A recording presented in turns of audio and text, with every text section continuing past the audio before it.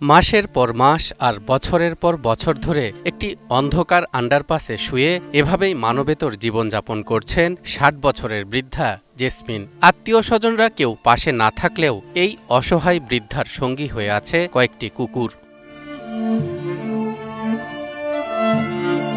জানা গেছে, স্বামী না থাকলেও এই বৃদ্ধার আছে একটি উপযুক্ত ছেলে, কিন্তু পুত্রবধূর কারণে এখন সেই বাড়িতে ঠাঁই হয় না জন্মদাত্রী মায়ের। আমার একটা ছেলেটা আমার দেখাশোনা করে না, ছেলেটা বাইরে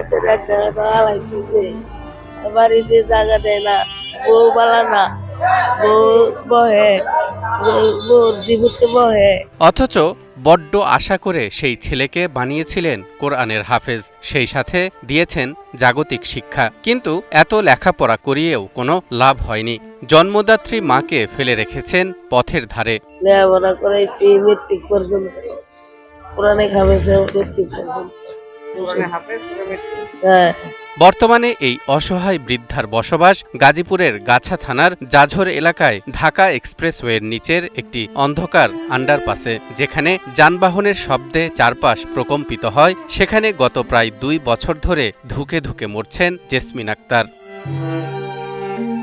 অথচ একসময় তার ঘর ছিল সাজানো সংসার, ছিলেন গাজীপুর মহানগরীর পুবাইল থানার বসুরা গ্রামের বাসিন্দা। কিন্তু আজ তার ঠিকানা রাস্তার ধুলোবালি। কেউ দয়া করে খাবার খেতে দিলে খেতে পান, অন্যথায় ক্ষুধার জ্বালা সহ্য করেই কেটে যায় রাত। পায়ে গুরুতর সমস্যা থাকায় ঠিকমতো চলাফেরাও করতে পারেন না।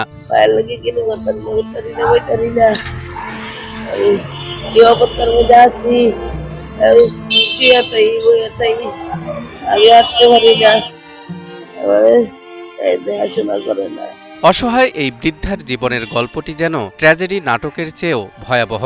বহু বছর আগে বিক্রমপুরের সেনা সদস্য শফিকুল ইসলামের সঙ্গে তার বিয়ে হয়েছিল। সুখের সেই সংসারে প্রথম আঘাত হানে পৈতৃক সম্পত্তির লোভ।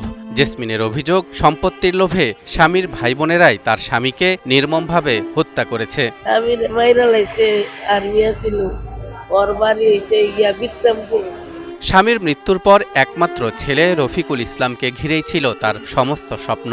খেয়ে না খেয়ে ছেলেকে পড়াশোনা করিয়েছেন, মানুষের মতো মানুষ করতে চেয়েছেন, এমনকি ধুমধাম করে বিয়েও দিয়েছেন। কিন্তু সেই আদরের ছেলেই আজ তাকে ছুঁড়ে ফেলেছে আন্ডারপাসের নির্জনতায়। দিলেন না মার এক বাড়িতে খায়, দোকানওয়ালা বাড়িতে খায় গিয়েছিলাম, আমার বইলে লয়ে গেছিল, আমার একদিন লাগছে, আমার কেনাই দিচ্ছে।